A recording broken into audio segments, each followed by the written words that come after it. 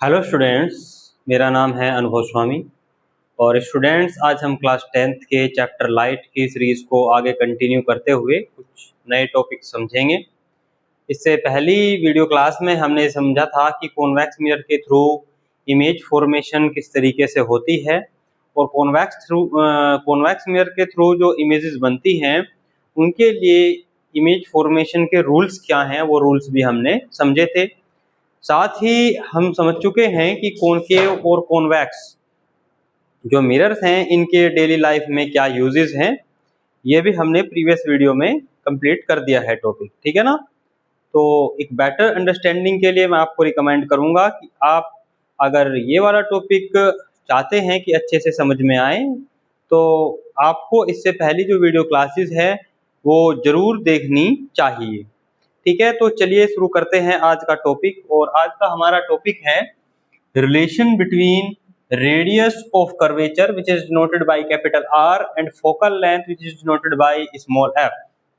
तो देखिए, अभी तक हमने इस पूरे चैप्टर में मोस्टली जो कॉन्सेप्ट्स हैं वो थ्योरेटिकल वे में कंप्लीट की या फिर रे डायग्राम्स के थ्रू कंप्लीट की।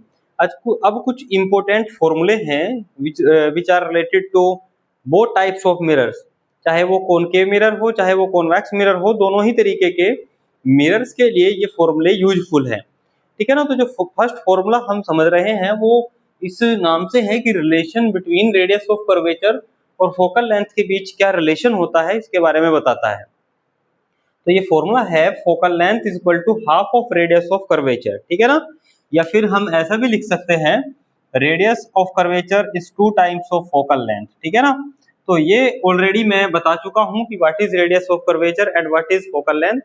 ये टॉपिक्स को समझने के लिए आपको हमारी प्रीवियस वीडियो को देखना चाहिए, जहां हमने डिटेल में इन सभी टर्म्स को एक्सप्लेन किया है। फिर भी इन शॉर्ट एक अंडरस्टैंडिंग के लिए मैं बता दे रहा हूं कि what is radius of curvature and focal length. तो देखिए, सपोज करें कि यहाँ ये कोई एक कॉनकेव मिरर है। ठीक है ना। तो कॉनकेव मिरर किसी ना किसी स्फेरिकल मिरर का पार्ट होता है जिसे सेंटर मान करके ये आर्क लगाया होगा, राइट। तो उसी सेंटर को हम कह रहे हैं centre of curvature which is denoted by capital C. और ये जो हॉरिजॉन्टल लाइन पास हो रही है सेंटर ऑफ कर्वेचर से, या कह लीजिए इस कॉनकेव मिरर के मिडिल पॉइंट से, तो इस मिडिल पॉइंट को हम कहते हैं पोल, और इस लाइन को हम कहते हैं प्रिंसिपल एक्सिस। प्रिंसिपल एक्सिस पर ही एक पॉइंट लाई करेगा, और इस पॉइंट को हम कहते हैं focus. Focus is the mid point of centre of curvature and pole. अब इसको फोकस इसलिए कहते हैं क्योंकि अगर मैं कॉनकेव मिरर पर एक पैरेलल रे को इंसिडेंट कराऊं which is parallel to the principal axis, तो आफ्टर रिफ्लेक्शन ये जो इंसिडेंट रे है, ये जो पैरेलल रे है प्रिंसिपल एक्सिस के, ये कहां से पास हो जाती है? फोकस से पास हो जाती है। तो स्टूडेंट्स, पोल से और सेंटर ऑफ कर्वेचर तक जो डिस्टेंस है इसको हम बोलते हैं radius of curvature. Concave mirror हो या कॉन्वेक्स मिरर, जो लेंथ का मेजरमेंट है वो हमेशा हम कहां से करते हैं? पोल से करते हैं। इसके बाद अगर हम बात करें तो पोल से फोकस पॉइंट तक की जो डिस्टेंस है इसको हम कहते हैं फोकल लेंथ। क्या कहते हैं? फोकल लेंथ कहते हैं। तो इन शॉर्ट मैंने बता दिया कि फोकल लेंथ और रेडियस ऑफ कर्वेचर का मतलब क्या है। अब अगर हम यहाँ देखें तो हम कह सकते हैं कि जो फोकल लेंथ है, क्योंकि फोकस पॉइंट मिड पॉइंट है पोल और सेंटर ऑफ कर्वेचर के बीच का, तो हम कह सकते हैं कि जो फोकल लेंथ है ये रेडियस ऑफ कर्वेचर का हाफ है, या हम कह सकते हैं कि जो रेडियस ऑफ कर्वेचर है ये फोकल लेंथ का डबल है। ठीक है, तो ये बात आपको ध्यान रखनी है, ये रिलेशन। अब इसके बाद कुछ और इंपॉर्टेंट पॉइंट्स हैं साइंस से रिलेटेड जो आपको ध्यान रखने चाहिए। देखिए, अगर हम बात करें कॉनकेव मिरर, तो कॉनकेव मिरर के लिए जो फोकल लेंथ है वो नेगेटिव में ली जाएगी। हालांकि जब हम क्वेश्चन सोल्व करेंगे मिरर से रिलेटेड, तो वहां पे क्वेश्चन में हमें गिवन नहीं होगा कि फोकल लेंथ पॉजिटिव लेनी है नेगेटिव लेना है। ये हमारी अंडरस्टैंडिंग पर डिपेंड करेगा। कॉन्सेप्ट हमने जो है कितना जो है ध्यान से समझी है, इस बात पर डिपेंड करेगा कि हम साइन को सही तरीके से ले पाते हैं या नहीं। तो यहाँ पे जो साइन होगा कॉनकेव मिरर के लिए, कॉनकेव मिरर की फोकल लेंथ के लिए, वो होगा नेगेटिव साइन। ठीक है ना। अब देखिए, ध्यान दे, अगर हम कॉनकेव मिरर की फोकल लेंथ को नेगेटिव लिखेंगे तो रेडियस ऑफ कर्वेचर भी क्या हो जाएगी? कॉनकेव मिरर की नेगेटिव हो जाएगी। ये बात आप ध्यान रखें। इसके अलावा कॉन्वेक्स मिरर के लिए जो फोकल लेंथ होती है ये पॉजिटिव होती है। अगर कॉन्वेक्स मिरर की फोकल लेंथ यहाँ पे प्लस में पुट की जाएगी, +2, 3, 4 एटसेट्रा, तो जो रेडियस ऑफ कर्वेचर है वो भी क्या हो जाएगी, कॉन्वेक्स मिरर के लिए पॉजिटिव हो जाएगी, ठीक है ना। इसके बाद एक नेक्स्ट फॉर्मूला होता है जिसको हम मिरर फॉर्मूले के नाम से जानते हैं, और ये फॉर्मूला चाहे कॉन्वेक्स मिरर हो या कॉनकेव मिरर हो, दोनों तरीके के मिरर्स के लिए वैलिड है, इसमें कोई प्रॉब्लम नहीं है। तो देखिए ये फॉर्मूला है 1/f = 1/v + 1/u, ठीक है ना। यहाँ पर स्टूडेंट्स कई बार क्या गलती करते हैं, यहाँ पे प्लस साइन की जगह माइनस साइन को यूज कर लेते हैं, क्योंकि जब हम मिरर और आगे लेंस को पढ़ेंगे तो लेंस फॉर्मूले में यहाँ पे माइनस साइन का यूज होगा। तो एक मिसकॉन्सेप्शन की वजह से, मिसअंडरस्टैंडिंग की वजह से स्टूडेंट्स यहाँ पे कई बार प्लस साइन की जगह माइनस साइन का यूज करते हैं, तो इस गलती से आपको बचना है। मिरर फॉर्मूले में यहाँ पे क्या साइन यूज करना है, प्लस। अब यहाँ पे हमने जो टर्म्स यूज किए हैं एफ, वी एंड यू, तो इनका मतलब क्या है देख लीजिए। तो यहाँ पे एफ से मतलब होगा हमारा focal length of the mirror, you से मतलब होगा हमारा ऑब्जेक्ट डिस्टेंस, यानी कि मिरर से जो ऑब्जेक्ट है वो कितने डिस्टेंस पर रखी हुई है। मिरर और ऑब्जेक्ट के बीच का जो गैप है, जो डिस्टेंस है, इसको हम ऑब्जेक्ट डिस्टेंस कहेंगे, और ऑब्जेक्ट डिस्टेंस को हम यू से रिप्रेजेंट करेंगे। इसके बाद हम बात करें वी। वी क्या होता है, वी को कहते हैं हम इमेज डिस्टेंस, कि मिरर से जो इमेज है, चाहे वो मिरर के लेफ्ट साइड में बन रही हो या राइट साइड में बन रही हो, डज नॉट मैटर, बट हमें देखना ये है कि मिरर से जो इमेज है वो कितने डिस्टेंस पर बन रही है, तो इसको हम कहते हैं image distance, and it is denoted by small v, ठीक है। ये हमें जो है ध्यान रखना है कि इन लेटर्स का मीनिंग क्या है। बहुत सारे स्टूडेंट्स जो है क्वेश्चन सोल्व करते हैं बट उनको ये नहीं पता होता कि इन सिंबल्स का मीनिंग क्या है, तो इस वजह से इजीली वो क्वेश्चंस को सोल्व नहीं कर पाते और डिमोटिवेट होकर बैठ जाते हैं, ठीक है ना। तो देखिए मैं क्या बता रहा हूँ, एफ का मतलब है फोकल लेंथ, यू क्या होती है ऑब्जेक्ट डिस्टेंस, वी क्या होती है इमेज डिस्टेंस।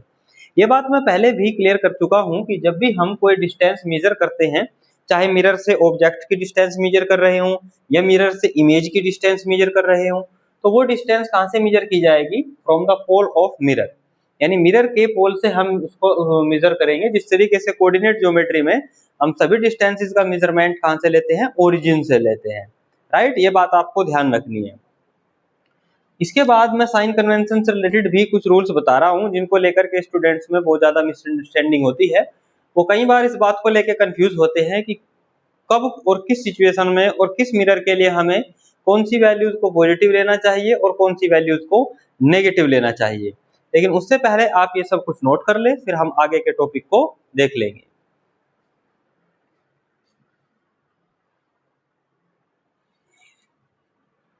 ओके, तो अब नेक्स्ट टॉपिक करेंगे।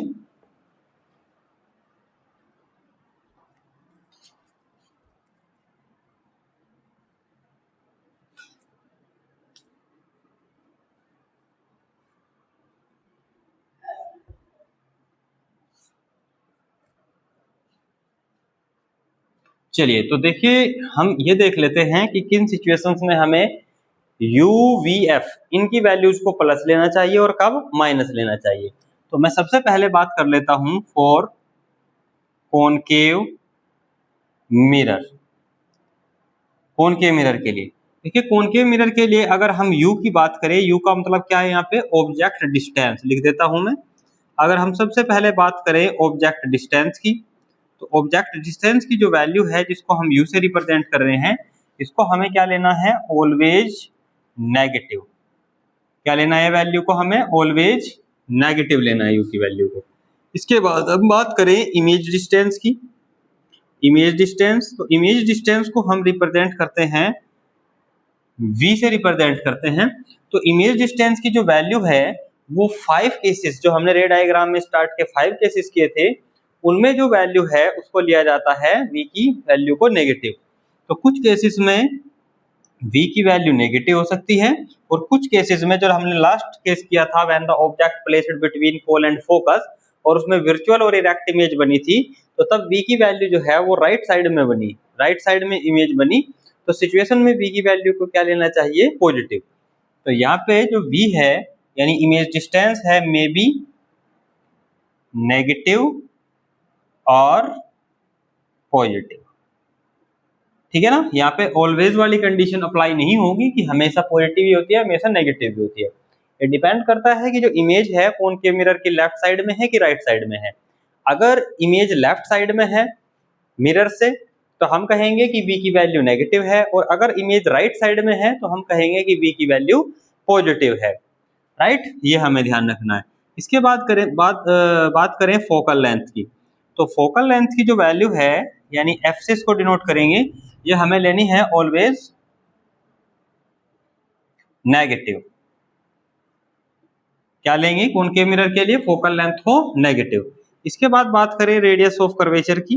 रेडियस ऑफ कर्वेचर, तो रेडियस ऑफ कर्वेचर की बात करें, अगर फोकल लेंथ पॉजिटिव है तो रेडियस ऑफ कर्वेचर भी क्या होगा? ऑलवेज नेगेटिव, ठीक है ना। ये रेडियस ऑफ कर्वेचर की बात हुई। इसके बाद साइज ऑफ ऑब्जेक्ट की बात करें। साइज ऑफ ऑब्जेक्ट, तो साइज ऑफ ऑब्जेक्ट को मैं यहाँ पे डिनोट कर रहा हूँ HO या H नोट कह लें। कुछ बुक में इसको जो है H से भी रिप्रेजेंट कर देते हैं, कुछ बुक में H1 से रिप्रेजेंट करते हैं। तो अलग अलग बुक्स में इसको रिप्रेजेंट करने के अलग अलग सिंबल्स हैं।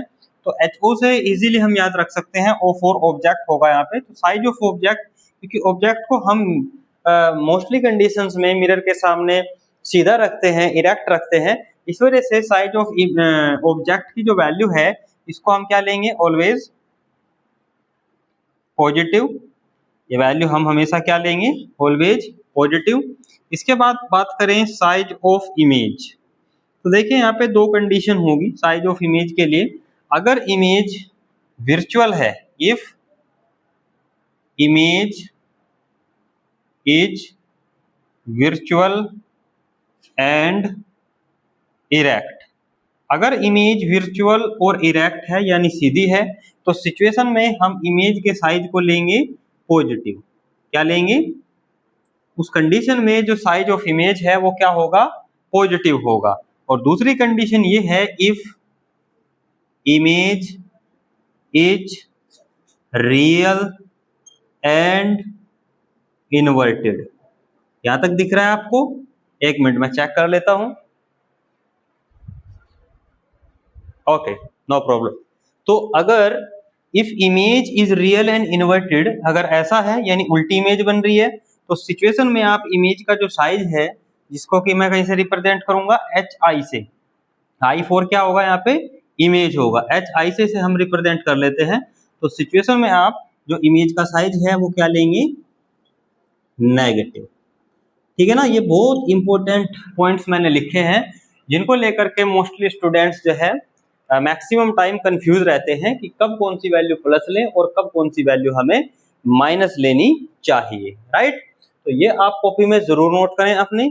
उसके बाद में इसी तरीके से पॉइंट वाइज कॉन्वेक्स मिरर के लिए भी लिख देता हूं कि कॉन्वेक्स मिरर के लिए हमें किस तरीके के साइन किस सिचुएशन में यूज करने चाहिए।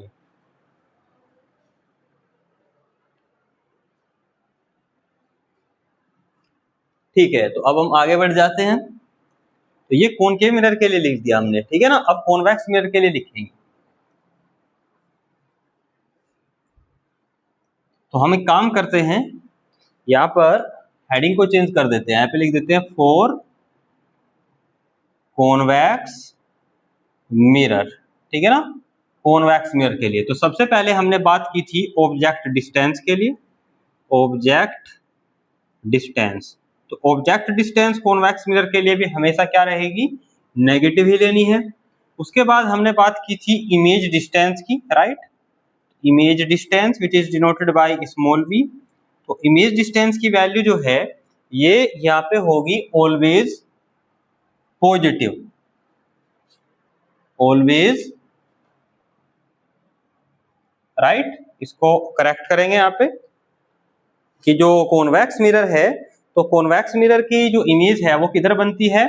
मिरर के राइट साइड बनती है इमेज। इस वजह से कॉन्वेक्स मिरर के लिए जो इमेज डिस्टेंस है वो क्या रहेगी? ऑलवेज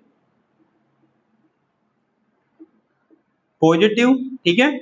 इसके बाद बात करें कॉन्वेक्स मिरर के लिए जो फोकल लेंथ की वैल्यू है वो क्या रहेगी? Always positive, always positive. इसके बाद बात करें रेडियस ऑफ कर्वेचर क्या होगी कॉन्वेक्स मिरर के लिए, क्योंकि फोकल लेंथ पॉजिटिव है तो रेडियस ऑफ कर्वेचर भी क्या होगी? Always positive, right.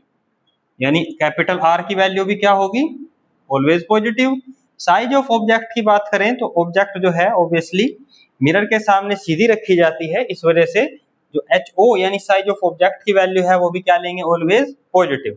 इसके अलावा हमें पता है कि जो कॉन्वेक्स मिरर हम इमेज का फॉर्मेशन करता है, ऑलवेज कैसी इमेज का फॉर्मेशन करता है, वर्चुअल एंड इरेक्ट का। Real and inverted image convex mirror कभी नहीं बनाता, तो इस वजह से यहाँ पे ये वाला केस अप्लाई नहीं होगा, रियल एंड इन्वर्टेड वाला। तो यहाँ पे हम कह सकते हैं कि कॉन्वेक्स मिरर के लिए जो साइज ऑफ इमेज की वैल्यू लेंगे हम, वो कैसे लेंगे, ऑलवेज साइज ऑफ इमेज क्या होगा, ऑलवेज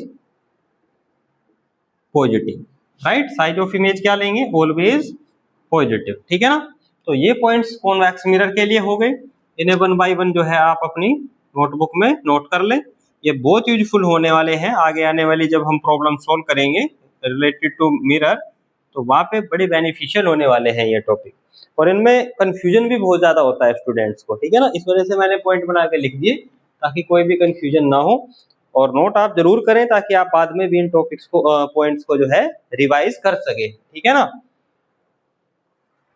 चलिए, तो अब हम आगे बढ़ेंगे और अब हम नेक्स्ट टॉपिक करेंगे। अच्छा, एक चीज और आप ध्यान रखना कि जो हमने मिरर फॉर्मूला लिखा है 1/f = 1/v + 1/u, ये मिरर फॉर्मूला सिर्फ एक ही मिरर के लिए एप्लीकेबल नहीं है, ये दोनों ही मिरर्स के लिए, चाहे कॉनकेव मिरर हो या कॉन्वेक्स मिरर हो, दोनों ही तरीके के मिरर्स के लिए ये एप्लीकेबल है, अप्लाई कर सकते हैं दोनों ही मिरर्स पर हम, ठीक है ना। चलिए,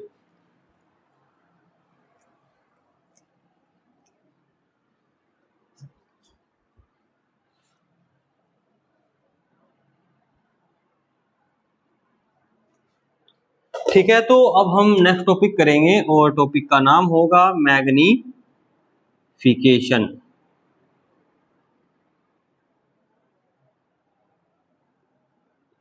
टॉपिक का नाम क्या है, मैग्नीफिकेशन। देखिए, मैग्नीफिकेशन एक पैरामीटर है या कह लीजिए एक रेशियो है। अब रेशियो किन क्वांटिटीज के बीच है, तो साइज ऑफ इमेज और साइज ऑफ ऑब्जेक्ट के रेशियो को ही हम क्या कहते हैं, मैग्नीफिकेशन।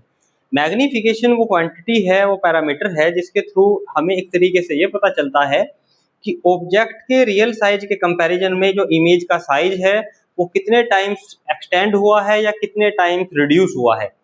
यानी हम कह सकते हैं कि मैग्नीफिकेशन हमें बताता है कि ऑब्जेक्ट के साइज के कंपैरिजन में जो इमेज का साइज है वो कितने टाइम्स बढ़ा है या कितने टाइम्स घटा है, ठीक है ना।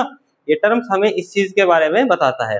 तो अगर हमें मैग्नीफिकेशन को डिफाइन करना हो, समझना हो, तो हम किस तरीके से वर्ड्स में इसको एक्सप्लेन करेंगे, तो एक्सप्लेन इस तरीके से करेंगे, it is defined as the ratio of, it is defined as the ratio of size of image to the size of object। और यहाँ पे हम जो साइज ऑफ इमेज है इसको रिप्रेजेंट करेंगे HI से, और यहाँ पे जो साइज ऑफ ऑब्जेक्ट है इसको हम रिप्रेजेंट करेंगे HO से, ठीक है ना। O for object, I for image. तो ratio of size of image to the size of object is called magnification,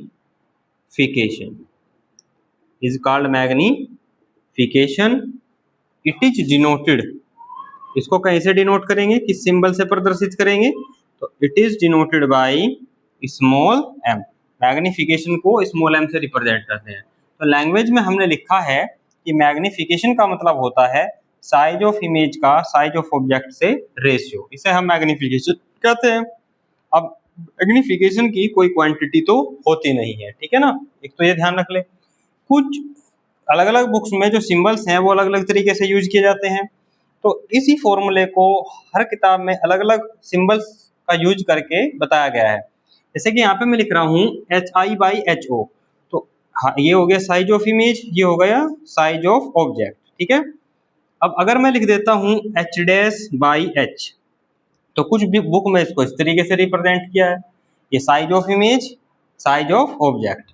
या कुछ बुक में इस तरीके से रिप्रेजेंट किया हुआ है H2/H1, size of image, size of object. तो आप चाहे कोई भी सिंबल किसी भी तरीके से यूज कर ले, फॉर्मूले का मीनिंग सेम ही होगा, size of image divide by size of object.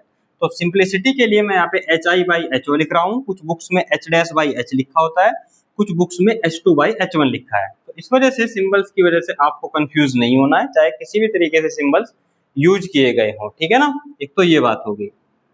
अब इसी तरीके से जो मैग्निफिकेशन है, इसको इमेज डिस्टेंस v और ऑब्जेक्ट डिस्टेंस से कनेक्ट करके भी एक्सप्लेन किया गया है। कैसे एक्सप्लेन किया गया है?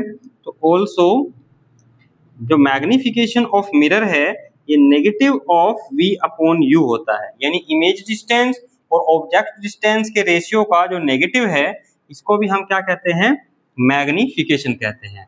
तो अगर हम इन दोनों फॉर्मूलों को कंबाइन करके लिखें तो हम लिख सकते हैं कि जो मैग्निफिकेशन होता है मिरर का, वो साइज ऑफ इमेज और साइज ऑफ ऑब्जेक्ट का रेशियो होता है, और साइज ऑफ इमेज और साइज ऑफ ऑब्जेक्ट का ratio negative of image distance v upon object distance u के रेशियो के बराबर होता है, राइट। ये भी आपको ध्यान में रखनी है बात। चलिए, तो ये मैग्निफिकेशन का के फॉर्मूले से रिलेटेड इंपॉर्टेंट पॉइंट्स हो गए। अब इसके बाद मैं जो मैग्निफिकेशन के इंपॉर्टेंट केसेस हैं उनको समझाता हूँ, ठीक है ना। पहले आप इसे नोट करें, ठीक है। तो अब जो है हम मैग्निफिकेशन से रिलेटेड कुछ इंपॉर्टेंट केसेस समझेंगे।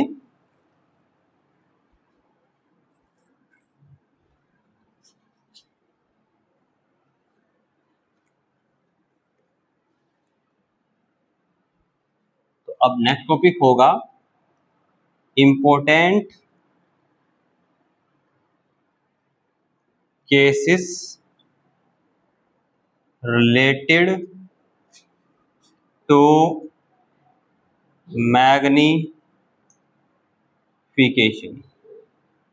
मैग्निफिकेशन से संबंधित इंपॉर्टेंट केसेस, ठीक है। तो देखिए, जो फर्स्ट केस है वो क्या है? If m is greater than 1, यानी अगर हम मैग्निफिकेशन की वैल्यू को फाइंड करें और वो 1 से ज्यादा आए, तो इस बात का मतलब क्या है? इस बात का मतलब है देन इमेज इज एनलार्ज्ड, यानी इमेज जो है वो बड़ी है, किसके साइज से? ऑब्जेक्ट के साइज से। या हम कह सकते हैं कि जो इमेज है वो मैग्नीफाइड है। मैग्नीफाइड इमेज उसी को कहते हैं जहां इमेज का साइज ऑब्जेक्ट के साइज से ज्यादा होता है। तो अगर m की वैल्यू 1 से ग्रेटर देन है तो उस कंडीशन में इस बात का मतलब ये होगा। दूसरा, if m is less than 1, अगर m की वैल्यू 1 से कम है, लेस देन 1 है, तो उस सिचुएशन में हम क्या लिखेंगे? देन इमेज इज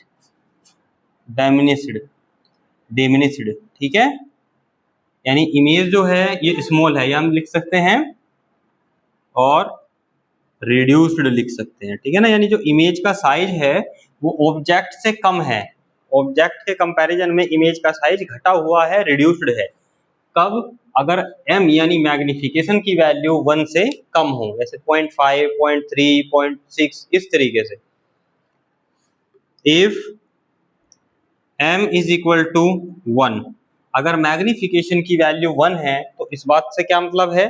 इस बात का मतलब है then size of image is same as that of object, as that of size of object, यानी कि इमेज का साइज उतना ही होगा, वैसा ही होगा जैसे कि ऑब्जेक्ट का साइज है। अगर मैग्निफिकेशन की वैल्यू 1 आ जाती है तो इमेज का साइज ऑब्जेक्ट के साइज के इक्वल होता है, ठीक है ना। ये बात आपको ध्यान रखनी है।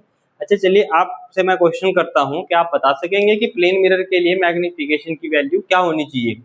ग्रेटर देन 1, लेस देन 1 और इक्वल टू 1? चलिए सोच कर बताइए आप, ठीक है। सोच लिया? ठीक है, तो मैं बताता हूँ आंसर इसका। आप बताइए जो आपने सोचा हो ठीक था कि नहीं। तो जो मैग्निफिकेशन की वैल्यू होती है प्लेन मिरर के लिए वो होती है 1, क्योंकि हमें पता है कि जो प्लेन मिरर है वो हमेशा उतने ही साइज की इमेज बनाता है जितने साइज की ऑब्जेक्ट प्लेन मिरर के सामने प्लेस होती है। तो इस वजह से मैं प्लेन मिरर के लिए मैग्नीफिकेशन की वैल्यू 1 होती है, ठीक है।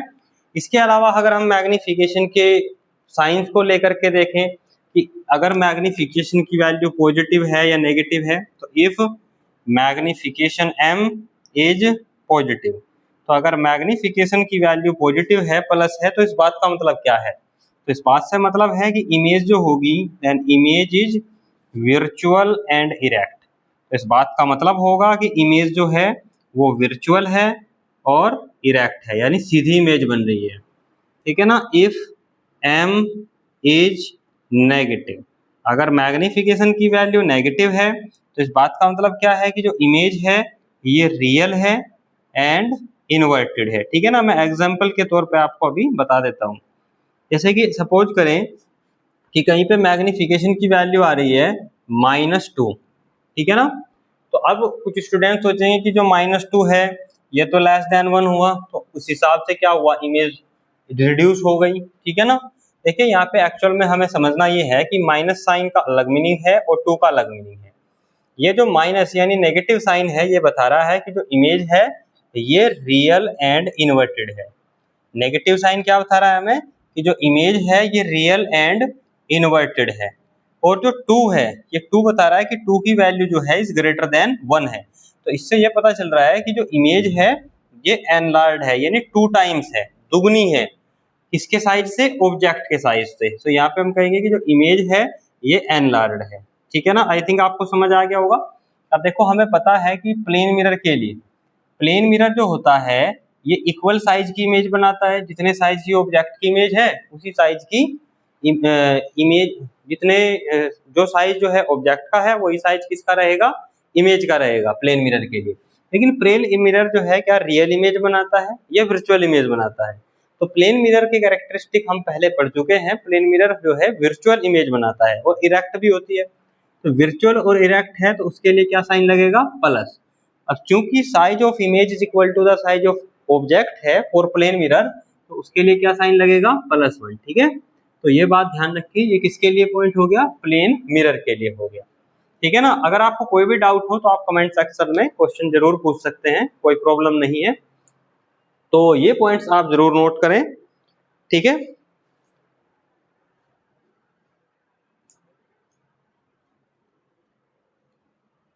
ओके, ठीक है। तो हमने आज ये जो वीडियो है इसके थ्रू रिफ्लेक्शन, लाइट का जो रिफ्लेक्शन वाला पार्ट है इसका थ्योरी सेक्शन कंप्लीट कर लिया है, ठीक है ना। मैंने इन सारी क्लासेस में पूरा प्रयास किया है कि आप बेहतर तरीके से सारे टॉपिक्स को समझ सकें। साथ ही साथ मैंने कोशिश भी की, ये भी की है कि आप समझने के साथ साथ नोट्स भी प्रिपेयर कर सकें, क्योंकि बहुत सारे स्टूडेंट्स को नोट्स को लेकर प्रॉब्लम होती है, वो नोट्स प्रिपेयर नहीं कर पाते हैं।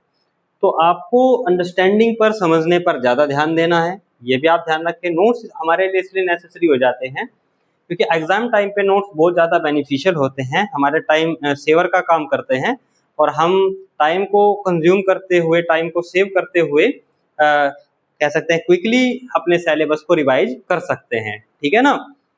तो टॉपिक्स आज हम यहीं तक रखेंगे। इसके बाद हम नेक्स्ट वीडियो से जो रिफ्लेक्शन से रिलेटेड न्यूमेरिकल्स हैं, न्यूमेरिकल्स को सोल्व करेंगे, क्योंकि जो मेजॉरिटी ऑफ द स्टूडेंट्स है वो न्यूमेरिकल्स में ज़्यादातर कंफ्यूज रहते हैं। तो वहाँ पे हम कोशिश करेंगे कि काफ़ी संख्या में मैक्सिमम न्यूमेरिकल्स को कवर कर सके, ठीक है ना। ओके, तो वीडियो अगर आपको पसंद आती है तो आप लाइक ज़रूर किया करिए, ठीक है ना। चैनल को आप सब्सक्राइब कर लिए ताकि जो वीडियोस आगे आगे आएंगी वो रेगुलर आप तक पहुंच सके, आप उनसे फ़ायदा उठा सके, ठीक है ना। तो मिलते हैं एक नेक्स्ट वीडियो में नेक्स्ट टॉपिक के साथ। Thank you very much.